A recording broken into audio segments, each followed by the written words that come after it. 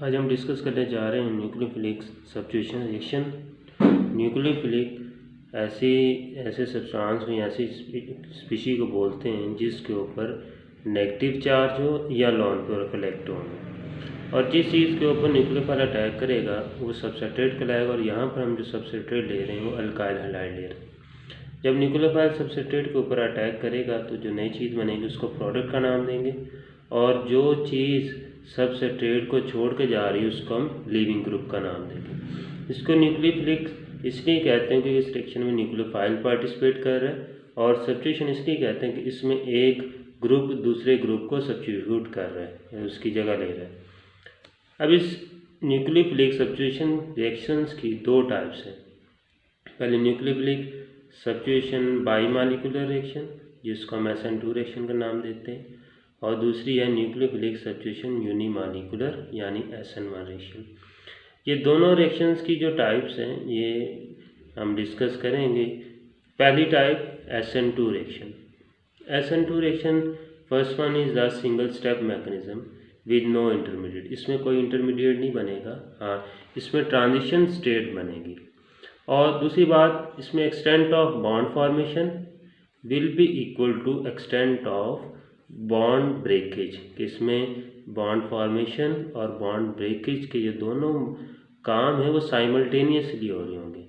और दूसरी बात, इसमें nucleophile approaches substrate 180 degree away from leaving group, कि लीविंग ग्रुप के मुकाबले में न्यूक्लियोफाइल जो होगा वो 180 डिग्री अवे से अटैक करेगा। फॉर एग्जांपल कैसे ये अटैक करेगा, ये हमारे पास लेट करने की न्यूक्लियोफाइल है हाइड्रोक्सिल ग्रुप, और ये हमारे पास है अल्काइल हैलाइड सबस्ट्रेट।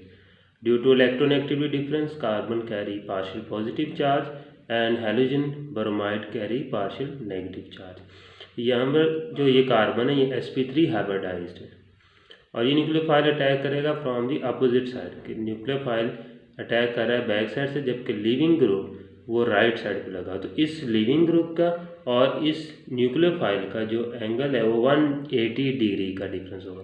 जब ये अटैक करेगा तो इस कार्बन की जो हाइब्रिडाइजेशन स्टेट है वो चेंज होगी, चेंज होने के बाद sp2 में।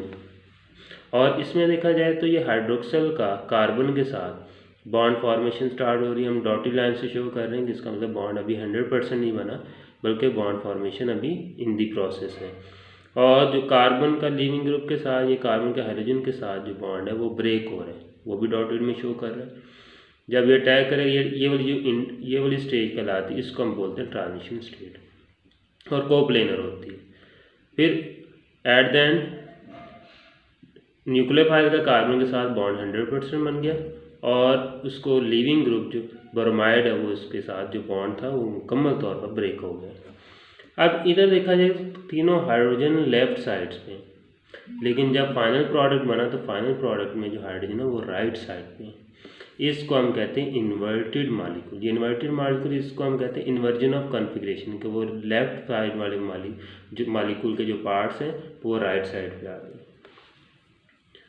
और इसमें जो बॉन्ड फॉर्मेशन के दौरान एनर्जी रिलीज़ होती है और एक दूसरी बॉन्ड ब्रेकेज के दरमियान भी एनर्जी चेंज होती है। तो जो बॉन्ड ब्रेकेज के दौरान एनर्जी चाहिए होगी वो बॉन्ड फॉर्मेशन के दौरान उसको इक्वलाइज कर सकती है।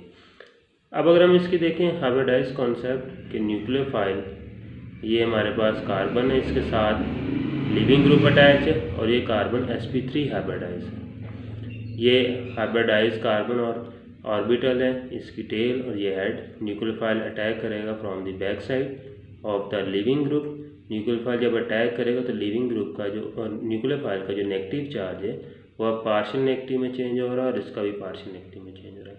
और यहाँ पर कार्बन की जो sp3 नेचर थी वो अब sp2 नेचर में चेंज हो रही है, कि स्मॉल लूप और ये लार्ज लूप तक दोनों इक्वलाइज हो रहे हैं। एट द एंड जब रिएक्शन होगा तो न्यूक्लियोफाइल का मुकम्मल बॉन्ड बन जाएगा और लिविंग ग्रुप उसको छोड़कर चला जा चुका होगा। और जो इधर टेल थी वो लेफ्ट साइड पे थी, आप देखेंगे इधर टेल इसकी राइट साइड पे। मॉलिक्यूल जो होगा वो कम्प्लीटली इन्वर्ट हो चुका होगा।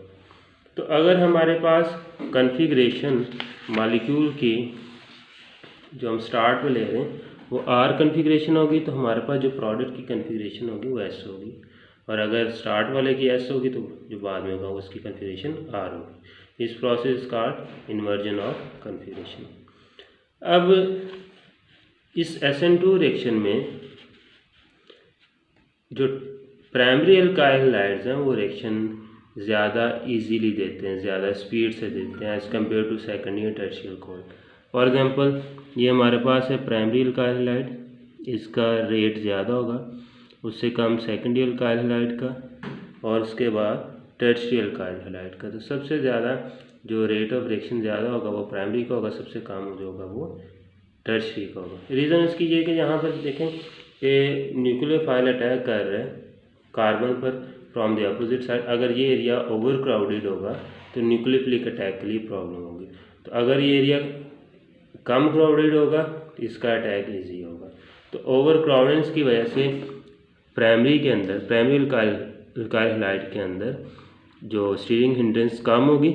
टर्शियरी में इधर भी मिथाइल आ रहा है, इधर भी मिथाइल आ रहा है, इधर भी 3 मिथाइल ग्रुप आ जाएंगे, हर कार्बन के साथ 3 हाइड्रोजन होंगे, तो ये ओवर क्राउडेड एरिया हो जाएगा, जिस वजह से टर्शियरी अल्काइल हैलाइड ये रिएक्शन बहुत स्लो देते हैं या नहीं इसका ऑर्डर। और at the end of reaction इस SN2 रिएक्शन में न्यूक्लियोफाइल भी अटैक हिस्सा ले रहा होता है और सबस्ट्रेटेड मॉलिक्यूल भी इन्वॉल्व हो रहा होता है। तो इसका रेट डिपेंड करेगा on the both concentration of alkyl halide and nucleophile. That's why it is second order reaction. ये था SN2 रिएक्शन। इसके बाद SN1 रिएक्शन,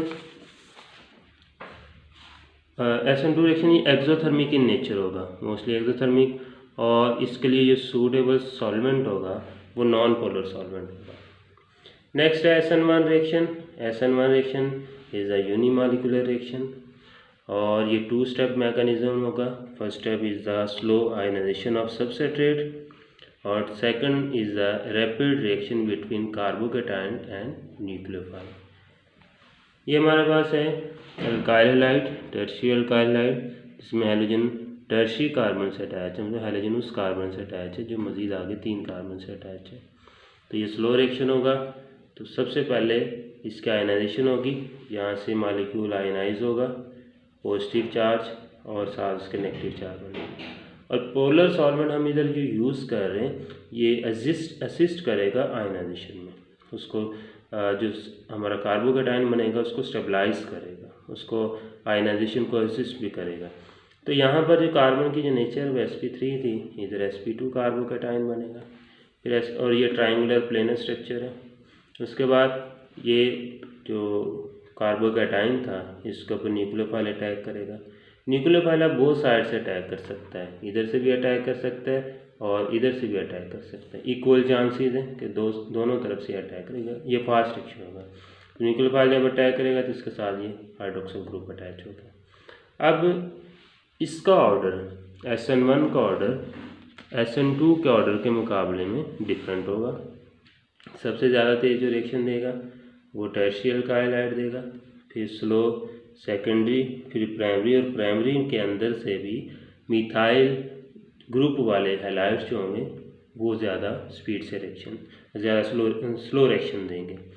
उसके रीज़न है कि जितना ये टर्शियरी कार्बोकेटायन है ज़्यादा इसका स्टेबिलिटी ज़्यादा होती है as compare to primary carbocation. और ये हमारे पास कार्बोकेटायन जो बना था इसकी बोथ साइड से अटैक न्यूक्लियोफाइल का पॉसिबल है कि वो राइट साइड से भी अटैक करे, लेफ़्ट साइड से भी अटैक करे, इक्वल चांसेस है।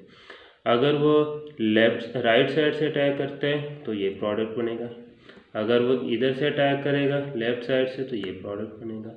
तो इसमें रिटेंशन भी होगी और इन्वर्जन भी होगी। रिटेंशन ये होगी कि जिसमें कार्बन की वही फॉर्मेशन हो, वही इसकी कॉन्फ़िगरेशन हो जैसे कि रिएक्टेंट्स के अंदर थी, वो रिटेंशन होगी।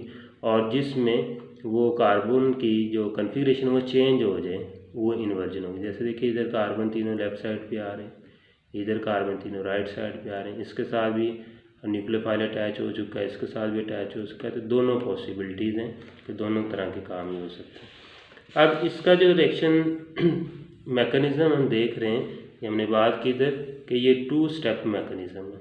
2 स्टेप मैकेनिज़्म है जिसमें दोनों जो स्टेप्स हैं वो प्रोडक्ट बनाने में अपना पार्टिसिपेट कर रहे हैं। तो first step which is slow step is called rate determining step.